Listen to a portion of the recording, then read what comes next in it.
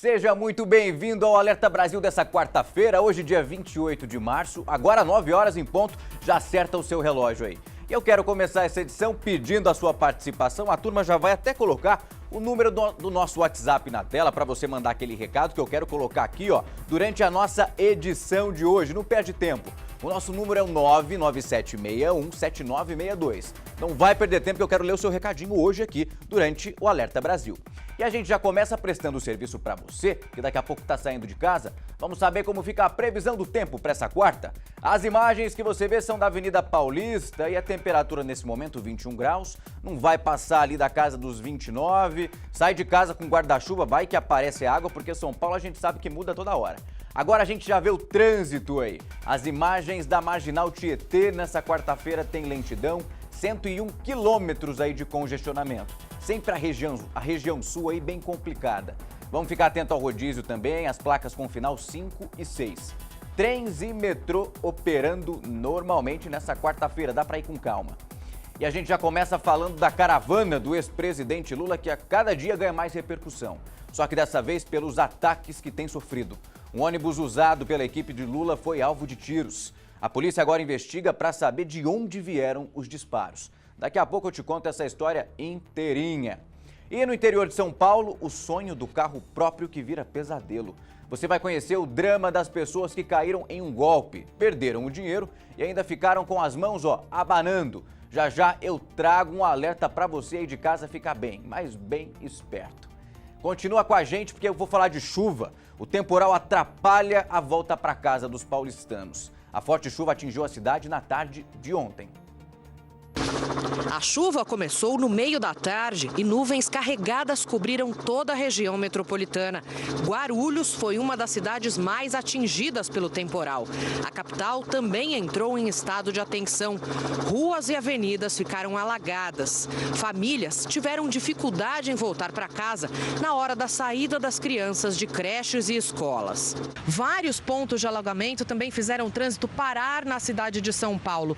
O congestionamento chegou a 117 quilômetros no início da noite, o recorde do ano, segundo a Companhia de Engenharia de Tráfego. Ao menos 6 pontos de alagamento ficaram intransitáveis. Nessa avenida de Guarulhos, os motoqueiros resolveram fugir do congestionamento na contramão. E as Forças Armadas fizeram ontem a maior operação desde o início da intervenção no Rio de Janeiro. Dá só uma olhada. 3.400 militares e 500 policiais participaram de uma operação no Complexo do Lins, Zona Norte. A área é um reduto de quadrilhas de roubo de cargas, crime que aumentou 12% mesmo depois da intervenção. 24 pessoas foram presas. Em outra frente, o Complexo Penitenciário de Bangu, onde estão os principais chefes de facções que ainda não foram para presídios federais fora do estado, passou por uma operação pente fino. 220 militares fizeram uma varredura junto com 120 inspetores na cadeia de Bangu 3. Segundo o Ministério Público, é dali que partem as ordens para o crime organizado nas comunidades do Rio. Quando souberam da inspeção, os presos tentaram impedir o trabalho, quebrando objetos. As Forças Armadas também se envolveram em algo que no começo da intervenção não era previsto: o patrulhamento ostensivo, uma atribuição da polícia. Os militares circulam por toda a zona sul do Rio de Janeiro.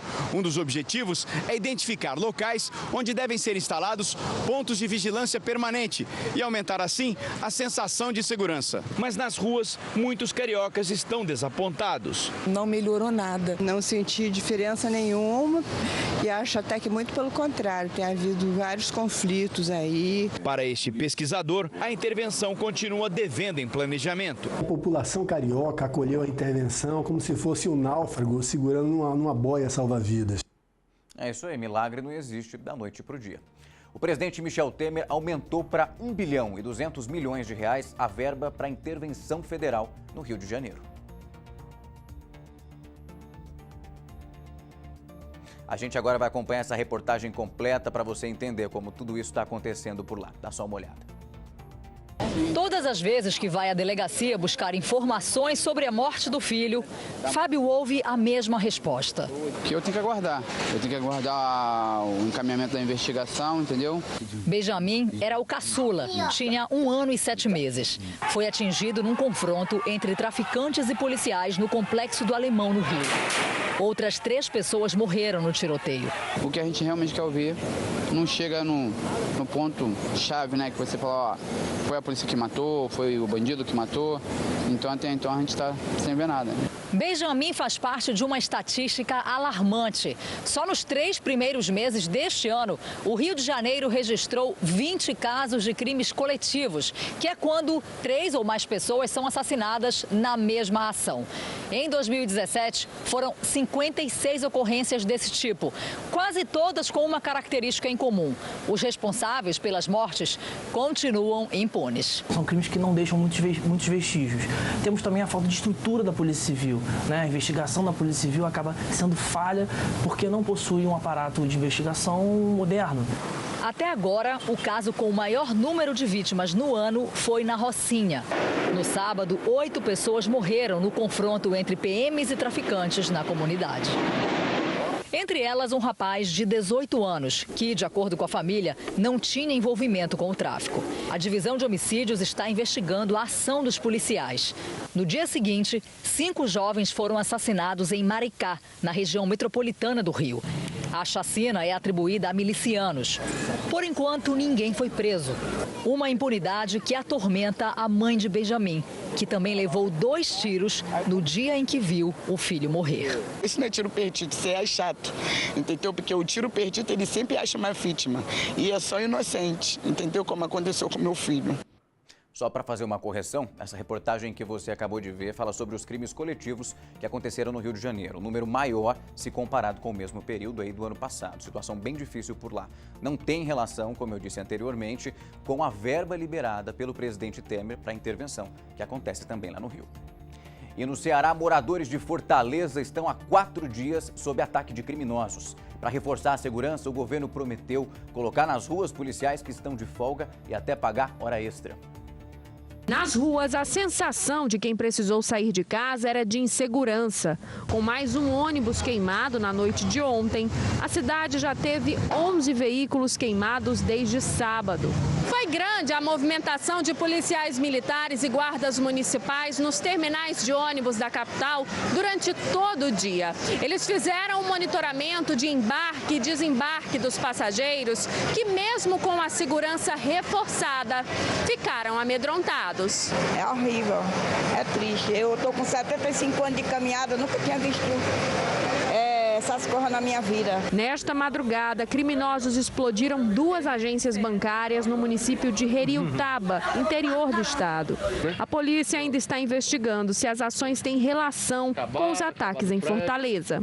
Pela manhã, o governador do estado, Camilo Santana, e o secretário da Segurança, André Costa, se reuniram com comandantes da Polícia Militar. O governador prometeu o pagamento de horas extras aos policiais de folga para que possam reforçar a segurança no estado. Todo mundo saindo de casa com medo. E ontem à noite, criminosos atearam fogo em mais um ônibus em Fortaleza. Já são 12 veículos incendiados.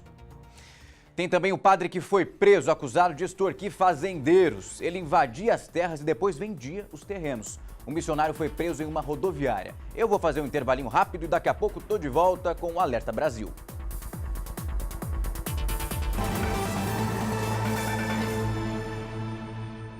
O Alerta Brasil já está de volta e olha só essa história. Um padre é preso, acusado de extorquir dinheiro de fazendeiros em Anapu, no Pará. José Amaro Lopes de Souza é conhecido na região por ter trabalhado com a missionária Dorothy Stang, que foi assassinada há 13 anos. O padre recebeu a voz de prisão na rodoviária de Anapu. Foram 8 meses de investigação até chegar a uma associação criminosa que seria comandada pelo padre José Amaro, de 50 anos. Segundo a polícia, o padre católico é suspeito de invadir terras públicas e privadas e vender os lotes de forma ilegal na região. Isso aí ficou demonstrado durante a investigação, inclusive com depósitos bancários não só na conta do padre, como também de seus familiares. Amaro é integrante da Comissão Pastoral da Terra em Anapu e trabalhou diretamente com a missionária americana Dorothy Stang, assassinada em 2005 na mesma região.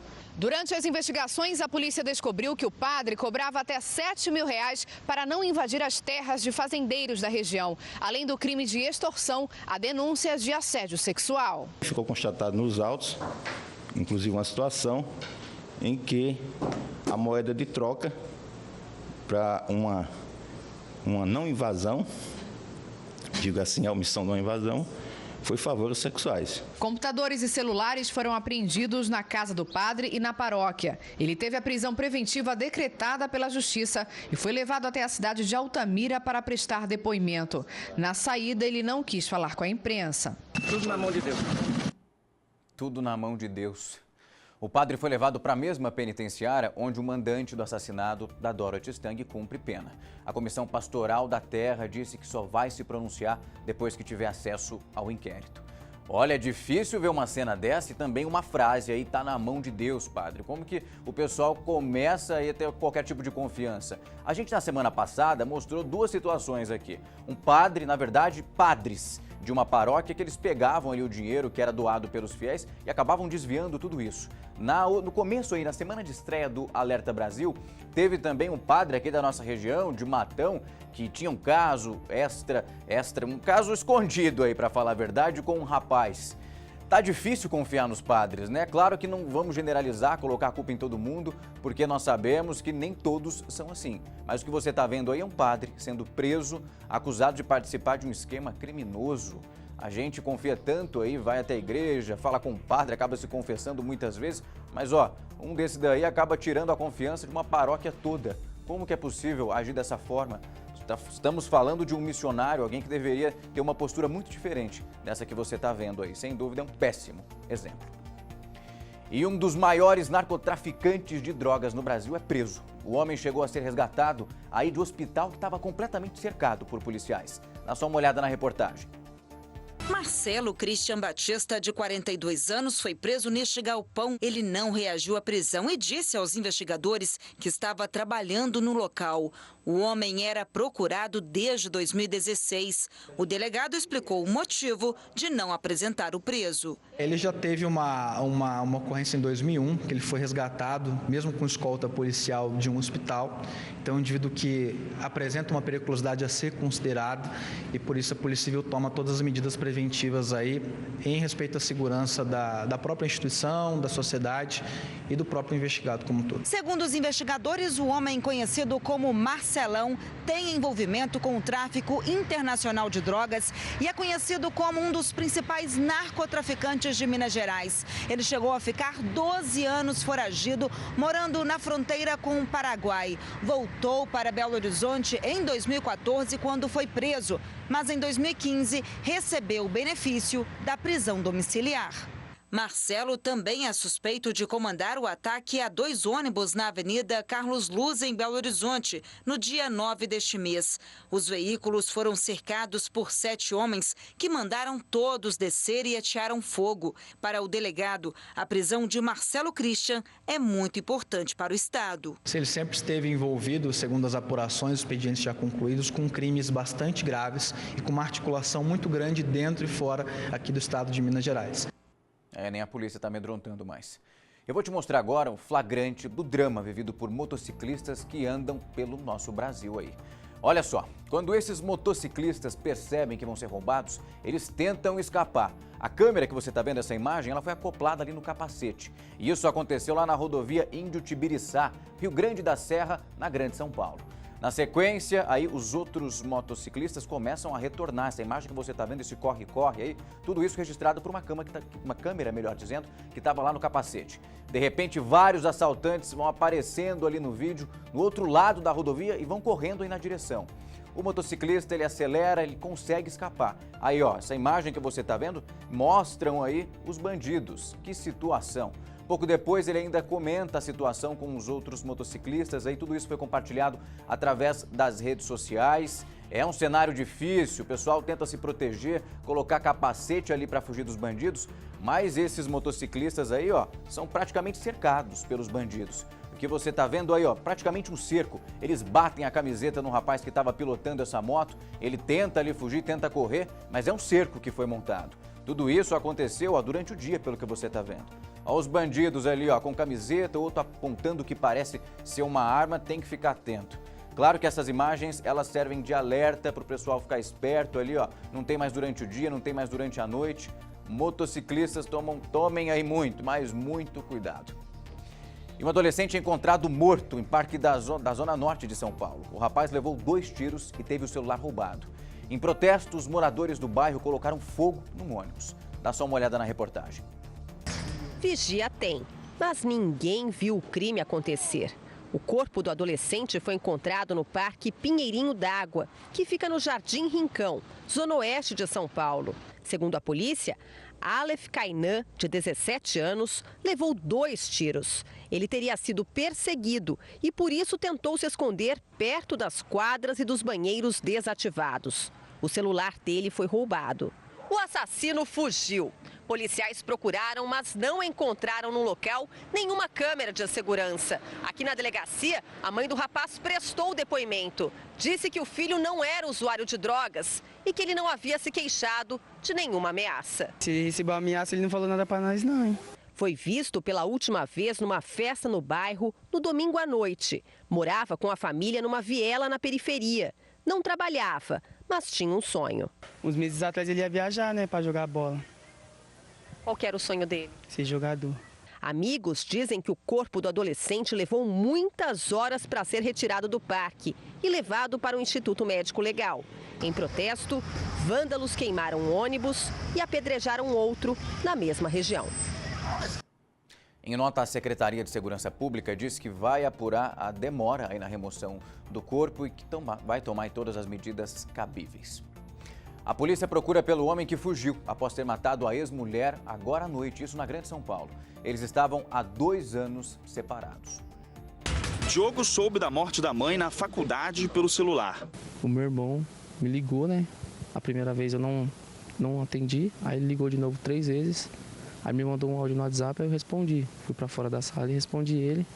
E ele gritando, chorando. A auxiliar de produção Rosângela Dias Machado tinha 41 anos. Ela tinha acabado de voltar de mais um dia de trabalho. O assassinato aconteceu aqui no Jardim Las Vegas, em Santo André, na região metropolitana de São Paulo. Como tinha parado de chover, a Rosângela disse para o namorado que podia deixar ela aqui mesmo na esquina, que ela ia caminhando até em casa. E foi isso que ela fez. Ela mora a mais ou menos 1 quadra dentro dessa viela aqui. Quando ela chegou lá, é que ela foi surpreendida, porque o Joselito estava esperando por ela de moto em frente da casa.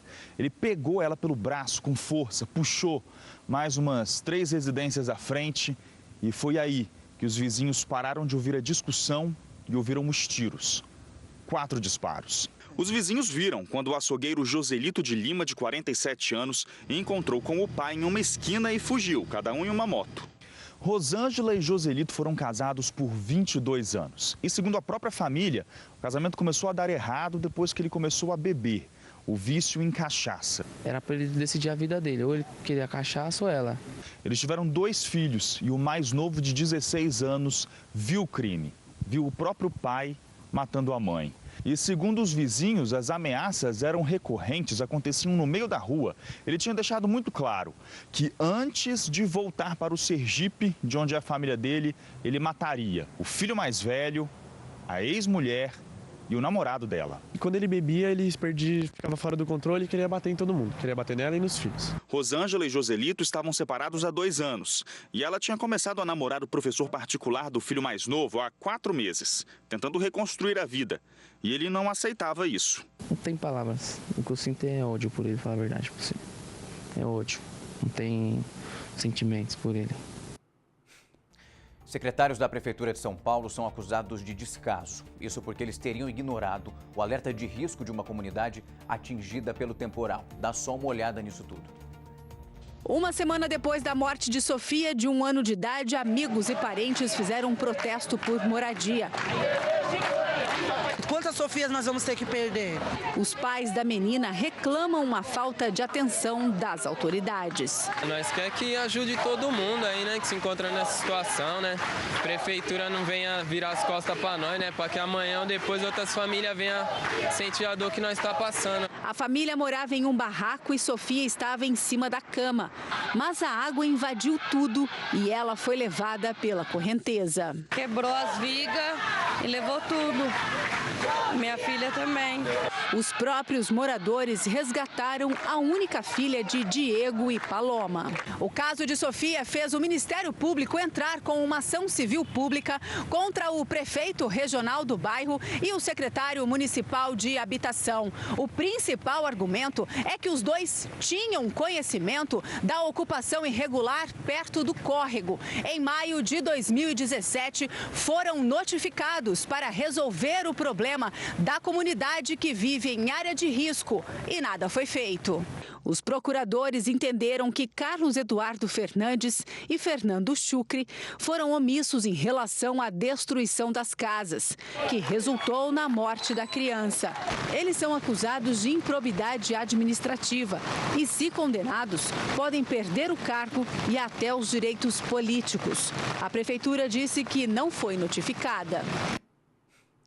Uma van que transportava pacientes para um hospital ficou totalmente destruída depois de bater numa vaca, isso na rodovia.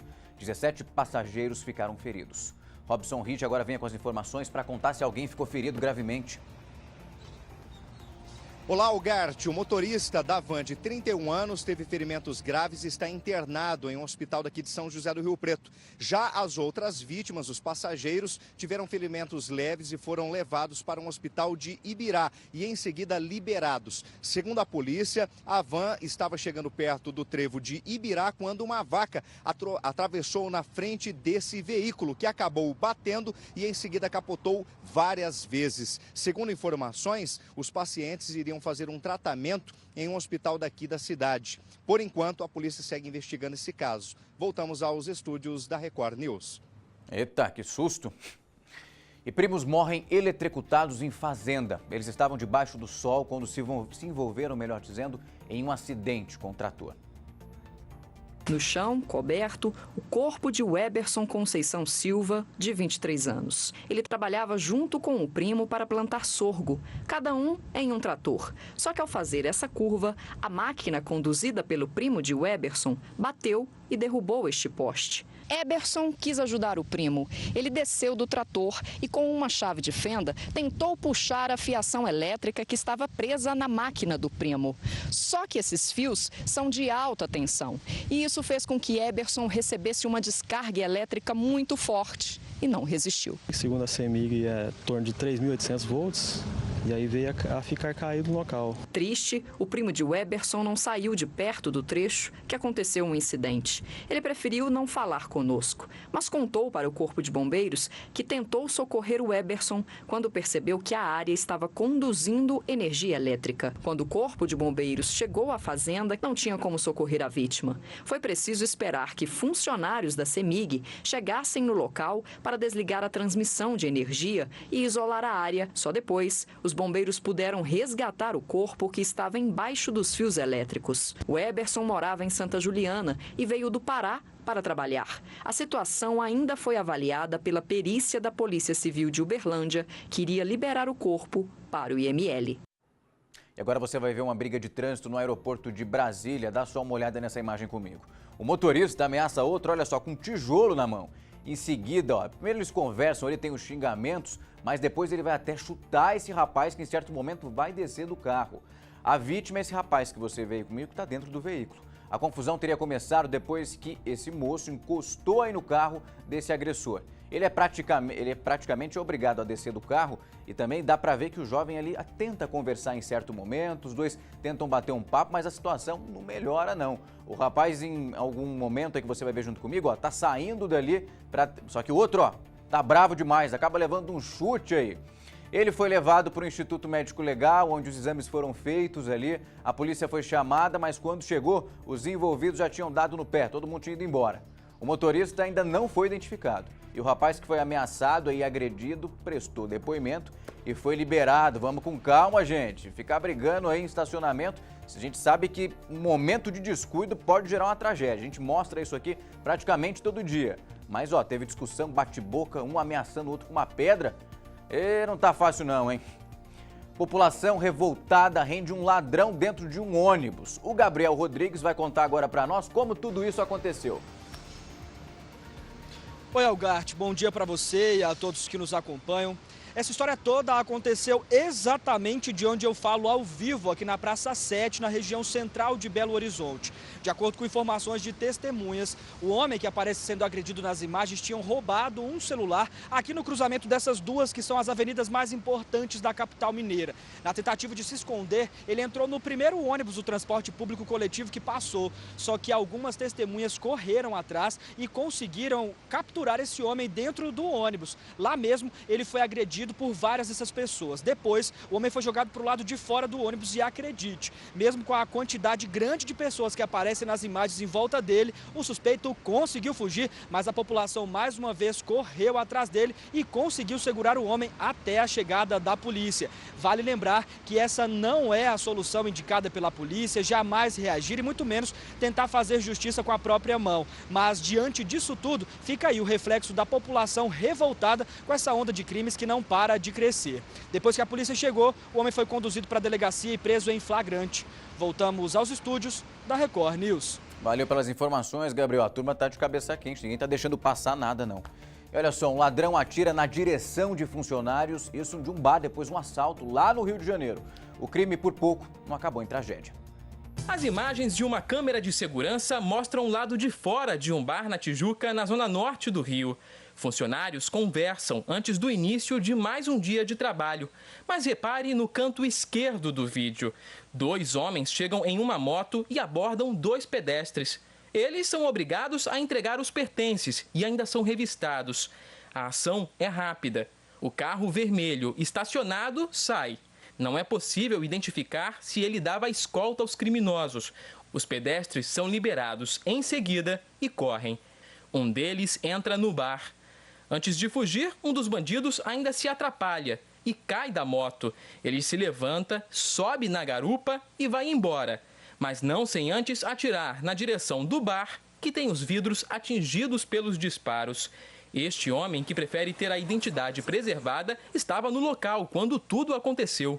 A senhora esboçou alguma reação e o senhor correu para dentro da loja, onde foi disparado 4 tiros, né? Tudo aconteceu em plena luz do dia, às 9h47 da manhã do último domingo. Repare, clientes e funcionários não percebem um assalto. E só quando um dos criminosos saca a arma é que eles notam a movimentação estranha e tentam se proteger. Você fica ouvindo estampido aqui no Rio de Janeiro, a gente já fica assustado. O susto é muito grande na ocasião, é muito grande mesmo. Os tiros foram disparados nessa direção e um deles atingiu essa mureta, a poucos centímetros de onde estavam sentadas 2 pessoas. Faltava pouco para o bar abrir as portas. 1 hora mais tarde, e essa área estaria cheia de clientes. Um pouquinho antes tinha acontecido uma tragédia. Qualquer barulhinho lá no Rio de Janeiro, o pessoal já está assustado e correndo. Você vai ver agora imagens de um grave acidente numa corrida de carros. Presta atenção nisso comigo. Após o toque, o piloto acaba capotando esse carro, olha só, inúmeras vezes. Esse acidente foi na prova da Carreira Cup, em Curitiba, no Paraná. Apesar do susto aí que você está vendo, o piloto passa bem e já está em casa. Ele sofreu, olha só, um ferimento no rosto. Sorte demais, a imagem é impressionante. O pessoal em alta velocidade sabe que isso pode acontecer. Graças a Deus o piloto está bem, já está em casa descansando, ó. Mas olhando esse capotamento, ó, 1, 2, 3, 4. Caramba, dá para perder a conta. O pessoal aqui está cochichando e me chutando, que foram umas 10 voltas no ar aí, até o veículo cair no chão e ficar parado. Ei, meu Deus. E agora a gente fala de saúde que está em risco. A Polícia Federal desmontou um esquema de fraudes em mutirões contra o glaucoma. Os médicos davam diagnósticos falsos e receitavam colírios caros. Tudo isso para receber o repasse de verbas do governo. Em Sergipe, a movimentação de agentes começou nesse prédio de luxo de Aracaju, onde mora um dos médicos suspeitos de participar do esquema. Os agentes estiveram também no Instituto Oftalmológico de Sergipe, em Itabaiana, a 50 quilômetros da capital. As clínicas do Instituto Oftalmológico da Bahia também foram alvo da operação da Polícia Federal. As clínicas realizavam mutirões simultaneamente. Os médicos receitavam os colírios mais caros para o tratamento do glaucoma. A investigação também identificou casos de diagnósticos falsos. Os pacientes eram orientados a usar a medicação por até 2 anos. Tudo para garantir os repasses do Ministério da Saúde. O Projeto Glaucoma é um programa do governo federal. Desde 2013, instituições são cadastradas para atender pessoas com problemas de visão e fornecer medicamentos de uso contínuo. Segundo a Polícia Federal, 5 mandados de busca e apreensão e 1 de prisão do sócio administrador da sede na Bahia foram cumpridos. Ouvimos pelo menos 8 pessoas que relataram esse mesmo fato, que não possuíam glaucoma, foram atendidas no projeto em um mutirão, foram diagnosticados como glaucomatosos. Em outro atendimento, em outra clínica, foi descoberto que eles não possuem a doença. O glaucoma atinge 900 mil pessoas no Brasil. É a segunda maior causa de cegueira no país. A filha da dona Aparecida foi atendida em um dos mutirões. Há 3 anos, ela usa colírio diariamente, mas o remédio não fez efeito. E a mãe teme pela visão da jovem. Tá com a metade da visão comprometida quase e tá complicado. Como que é possível brincar com a saúde das pessoas? Isso é uma quadrilha, realmente colocando a vida em risco e uma situação difícil e triste demais. Você coloca ali pacientes em um cenário de doer, tristeza. E esse pessoal tem que ficar preocupado mesmo. Como é possível receitar um colírio que muitas vezes nem é o que vai trazer um resultado? Mas nesse caso, o que os médicos queriam era o retorno financeiro, queriam os repasses que vinham do governo. Isso não pode acontecer. A polícia tem que realmente desmantelar esse esquema, porque não dá para colocar a vida de paciente que chega lá numa situação difícil, preocupado, não sabe como o olho está, o que precisa ser feito, acredita que está sendo bem cuidado por uma equipe médica, mas na verdade está na mão de uma quadrilha fraudulenta e que está colocando a vida de todo mundo em risco. Vamos acordar, gente, vamos tomar cuidado, não dá para confiar mais em ninguém. A gente nunca quer generalizar, mas cada dia a situação está pior, então fica difícil aí, ó. Não tá fácil. E agora, para dar uma aliviada, baixar um pouco o estresse, você vai conferir as notícias mais lidas no nosso portal, o R7. Vamos dar uma olhada no que a turma tá falando por lá. O pessoal tá feliz, ó. Vamos lá pro Twitter, o que tá bombando, ou seja, a turma tá compartilhando, tá comentando. Tem o Canarinho Pistola, que é o melhor símbolo do Brasil depois do 7-1. Ontem, ó, a camisa verde e amarela fez bonito. Não foi aquele jogão que tava todo mundo esperando, um 7-1 invertido dessa vez pro Brasil. Mas, ó, só de ganhar da Alemanha já tira um peso da consciência e a turma dá uma aliviada no peso da camisa. Mas, ó, esse Canarinho, eu tava dando uma olhada, ele tem uma carinha de bravo, porque estão dizendo aí que ele põe mais respeito, mais banca, e o adversário fica com um pouco mais de medo. Ó, o Tite aí falando dele, o técnico da seleção, afasta aquele sentimento de vingança do Brasil pelo 7-1 da Alemanha. Mas não afastou tanto não, viu, Tite? Pessoal do Twitter, essa notícia que também tá bombando por lá, tá nervoso. A galera queria mais, queria pelo menos uns 3-0, uns 4-1 pro Brasil. A turma quer vingança ainda. Falar que já aliviou, que a turma vai esquecer, a galera não vai esquecer nunca disso. Sentimento de vergonha aí. Mas pelo menos ganhou ontem, isso menos mal. Agora a gente fala do que está crescendo no Twitter, ou seja, o pessoal está pesquisando bastante, está comentando e durante o dia pode ser que chegue lá, ó, nos Trend Topics, os assuntos mais comentados. É o Flamengo e Botafogo nesse clássico que duelam aí no Maracanã por uma vaga na final, ó, tá chegando, finalzinho de campeonato. A gente fala também do Palmeiras, que venceu o Santos nos pênaltis e agora tá na final do Campeonato Paulista. Joguinho sofrido também, mas pelo menos o Palmeiras está caminhando e o torcedor palmeirense está feliz demais. Agora a gente vai porque tá bombando no Google, assim como o Palmeiras, ou seja, o pessoal tá pesquisando, tá comentando, criticando ou dando aí sinal de positivo. A turma tá falando disso. Contra a Inglaterra, a Itália arranca o empate no fim do jogo e fica no 1-1. E vale lembrar que a Itália nem vai para a Copa do Mundo, hein? A gente tá falando de amistoso. Será que a Inglaterra teria que ter metido mais uns gols aí para ter aquela confiança? E para finalizar, polêmica aí no Facebook. O pessoal tá falando do Delete Netflix, que é essa hashtag que a galera não tá perdoando. Isso porque tem uma série lá que ela é basicamente inspirada aí na Operação Lava Jato. e a turma não tem gostado da repercussão que a série está ganhando por lá. Então o que eles querem fazer? Uma campanha para a turma cancelar a assinatura aí desse canal de filmes, todo mundo sabe qual é, para ver se a série sai do ar, é cancelada. Tem gente apoiando a campanha, tem gente não. E aí? Será que vai pegar? Será que não vai?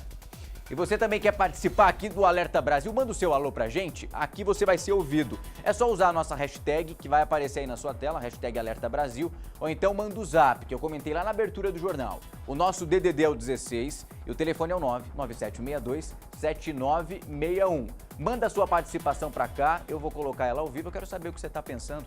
Não perde tempo não, porque eu tô aqui esperando. E a caravana do ex-presidente Lula continua sendo alvo de protestos. Ontem nós mostramos que os manifestantes jogaram ovos e até pedras aí nos ônibus. Só que ontem os veículos foram atingidos por tiros. Eu vou fazer um rápido intervalo e daqui a pouco volto com essa história completa. Não sai daí.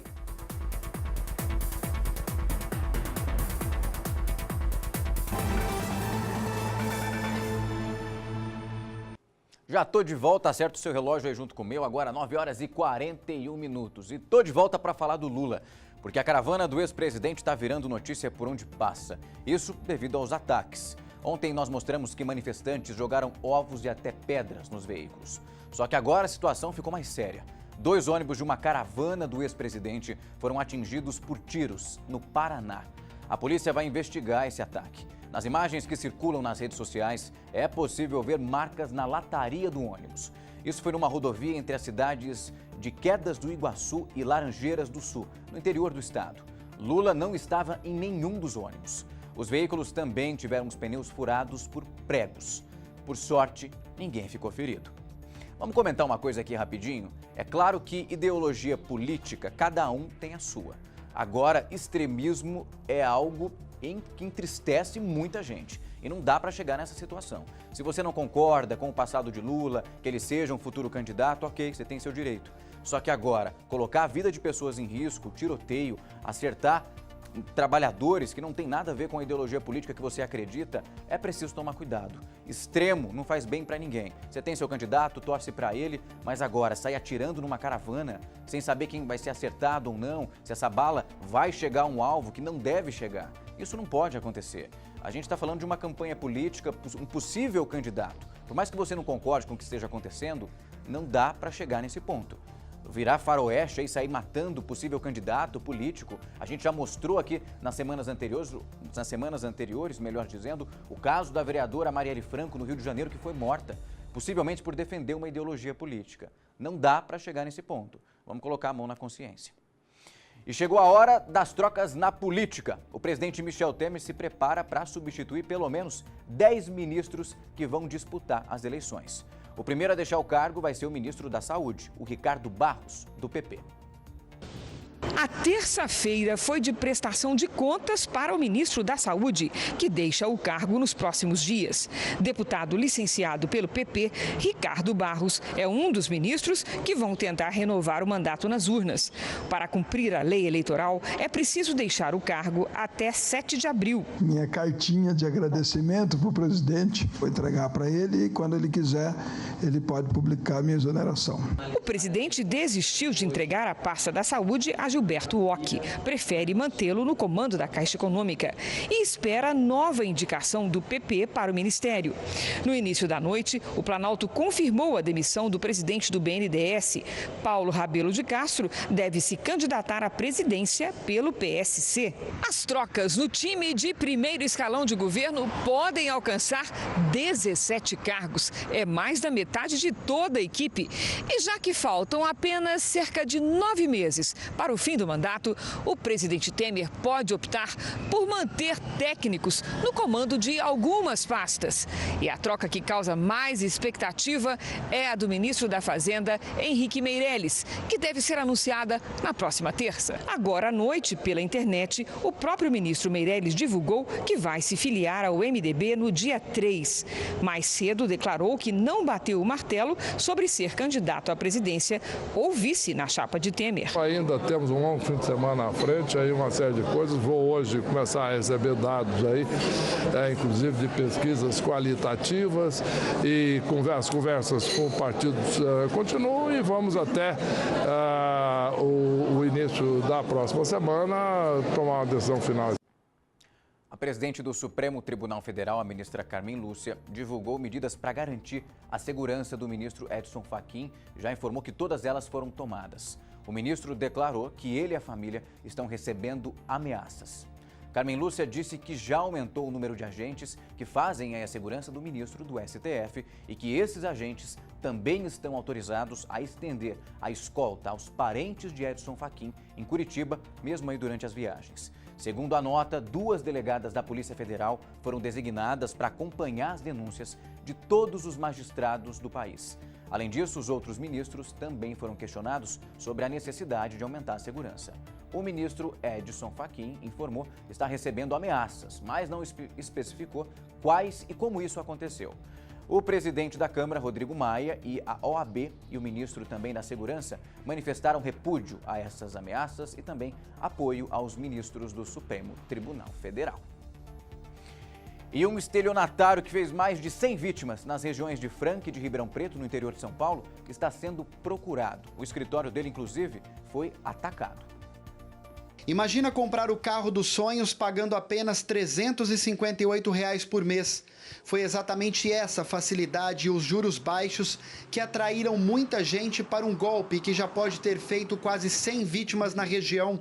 Um sonho que virou pesadelo. E bota pesadelo nisso, porque a gente faz de tudo, a gente trabalha, luta, e a hora que vê uma chance de conseguir algo melhor, acontece essas coisas. Esse comerciante caiu no golpe do consórcio da falsa cota contemplada. Ele procurou o consórcio pela internet, achou as condições de pagamento ideais, entregou o carro no valor de R$ 9.000 e receberia a carta de crédito contemplada no valor de R$ 35 mil. Perdeu o dinheiro e não recebeu a carta de crédito. O carro que você deu de entrada, no valor de R$ 9.000, sumiu. Sumiu. A gente procura o carro onde ele fala que está, nunca está no lugar que ele fala. E tá assim, acho que eu perdi meu bem. Os anúncios feitos pela internet são tentadores. Não precisa comprovar renda, não paga juros e nem precisa ser maior de idade para adquirir a cota do consórcio. Uma isca e tanto para quem quer comprar um carro ou uma casa. Esse representante comercial montou um grupo em um aplicativo de celular com 13 pessoas que caíram no golpe. Ele também perdeu o carro e R$ 4.000 em dinheiro. Eu estava procurando pelo Facebook, né? Algumas oportunidades que me interessavam. E o consórcio, no caso, era uma das principais por causa da taxa menor de juros do que o próprio financiamento.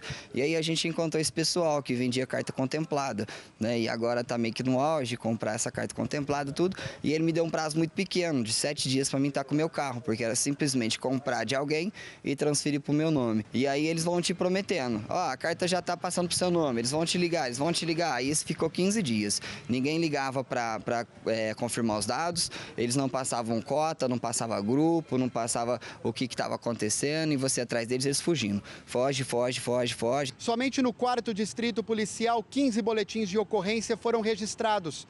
25 vítimas também procuraram o plantão policial. A Polícia Civil acredita que o número de vítimas possa ser bem maior, chegar a quase 100, inclusive em Ribeirão Preto. Lá uma pessoa chegou a perder R$ 200 mil na compra de uma carta de crédito para adquirir um apartamento. Nós procuramos o escritório do consórcio que fica no bairro Ângela Rosa, em Franca, mas o responsável não foi encontrado. O escritório estava todo revirado e com as janelas quebradas. Esse rapaz que trabalha no prédio disse que invadiram o local. É preciso, primeiro, de carta de crédito contemplada, porque pelo que eu conheço, não pode nem se comercializar segundo o Banco Central. Então. Porque assim, faz 7 anos que eu trabalho com consórcio, eu conheço o consórcio. Você entendeu o que eu estou te falando? Eu não sei o que aconteceu, eu não sei. Ele está em Franca. Todos os boletins de ocorrência foram registrados como estelionato.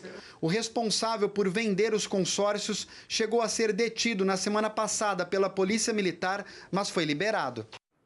E agora você acompanha comigo um flagrante. Carrinho de supermercado é usado por ladrões para carregar R$ 5 mil em mercadorias roubadas. É isso mesmo. E toda essa ação foi registrada pelo Circuito de Segurança. Não parece, mas os 2 homens que conversam próximo ao carrinho de supermercado estão prestes a furtar objetos de uma lanchonete que fica no bairro Floresta, em Belo Horizonte. Um deles pega uma barra de ferro para danificar a porta e ter acesso ao interior da loja. Em pouco tempo, ele começa a sair com os objetos. Primeiro a TV, depois o micro-ondas. Ele vai colocando tudo no carrinho que está escondido atrás do carro, estacionado na rua. Quando termina, levanta os braços e parece chamar alguém. O proprietário do estabelecimento soube do furto por um vizinho. O arrombamento aconteceu por volta de 4h20 da manhã. O suspeito não demorou muito para revirar a lanchonete e levar, além da TV e do micro-ondas, fardos de água, refrigerantes, bebidas alcoólicas e o dinheiro que estava no caixa. O prejuízo chega a R$5 mil. O furto aparentemente foi praticado por moradores de rua. Não tem reforço, né? Nesse dia não passou nenhum carro para assustar eles. E agiu numa tranquilidade, né? Bom, eu vou fazer um rápido intervalo, daqui a pouco estou de volta com o Alerta Brasil, não sai daí, daqui a pouco eu estou aqui.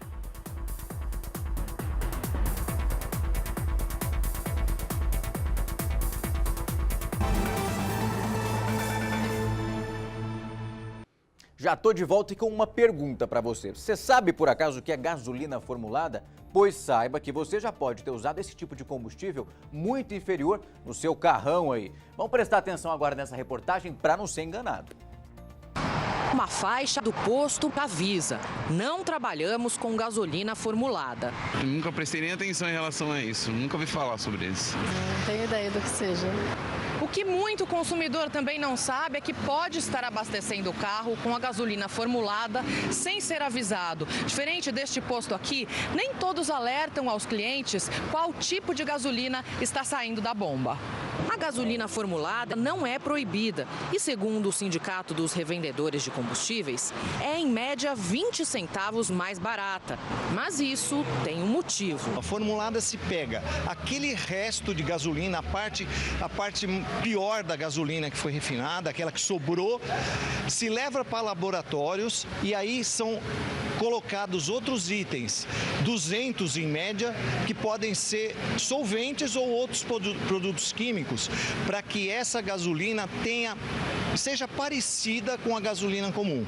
A qualidade inferior faz o combustível render menos e ainda pode prejudicar o motor. Foi o que aconteceu com esse carro. O dono abasteceu num posto de estrada e no dia seguinte o motor do carro começou a falhar. Vai ter que tirar todo o combustível, fazer uma limpeza no sistema. Isso é um serviço bem demorado, leva uns 2 dias. Demorado e caro. Em média de R$ 1.500 a R$ 2.000 mais ou menos. Alguns estados criaram leis específicas obrigando postos de combustíveis a informar o consumidor se vendem ou não a gasolina formulada. No Mato Grosso do Sul, o aviso vem na faixa. Em Santa Catarina, há um adesivo colado na bomba. Em São Paulo, essa lei não existe. A Agência Nacional de Petróleo garante que atua para que o produto oferecido atenda aos padrões internacionais de qualidade. Mas os órgãos de defesa do consumidor querem mais. Ainda que a formulada, segundo a ANP, atinja os padrões de qualidade, é direito do consumidor saber se aquela gasolina é formulada ou não, de que modo ela é formulada. Tem que ficar atento. E agora você vai ver a emoção de um menino de 8 anos que voltou a ouvir depois que ganhou o conserto do aparelho auditivo que tinha ficado quebrado. Vamos olhar a emoção do pai e do filho. Nas imagens aí o pai coloca pela primeira vez esse aparelho no garoto depois do conserto. O menino, claro, já estava ansioso para voltar a ouvir. Foram 15 dias sem o aparelho. Olha aí a emoção desse garotinho. Pai e filho comemoram demais. O menino chega até a chorar ali abraçando o pai. Esse aparelho tinha quebrado e o conserto custava mais de R$ 7.000. Além disso, o SUS não dá cobertura para o aparelho aí com mais de 3 anos. A família é de Bueno Brandão, no sul de Minas Gerais, com aí aproximadamente 11 mil habitantes. Olha que cena bonita, o garotinho voltando a ouvir depois do aparelho consertado. A vizinha ainda teve que fazer uma rifa para a população conseguir ajudar esse garotinho e o aparelho está consertado. É uma cena bonita ou não é, gente? É algo tão simples para muitos, mas tão importante aí para outros. É emocionante mesmo. Parabéns aí para toda a turma que ajudou o garotinho a consertar o aparelho e está ouvindo tudo por lá. E a galera está participando bastante hoje aqui no jornal. Eu quero mandar um abraço para o Eduardo Johnny, lá de Recife, Pernambuco. Disse que o Alerta Brasil tá de parabéns, valeu. Eu agradeço em nome de toda a turma. A Mariana de Paulínia, interior paulista, disse que não acredita muito aí nessa história dos tiros na caravana do Lula, que pode ser algo ali, planejado e até plantado. Valeu, Mariana, pela sua opinião. Manda mais, viu? E o Romildo Ferreira de Marechal Deodoro, Alagoas, diz que está gostando muito aqui do nosso jornal. Valeu, abração! Tem o Júnior também de Barueri, também tá bravo com o Lula e falou cadeia neles, ó, hashtag aí cadeia neles. E o Matheus Santos, que está acompanhando aí tudo da cidade de Crisópolis, na Bahia. Participa também, não perde tempo, manda aí um recado pra gente que nós vamos exibir. O Alerta Brasil de hoje vai ficando por aqui. Amanhã às 9 da manhã eu tô de volta, então não perde tempo. Até mais, abração!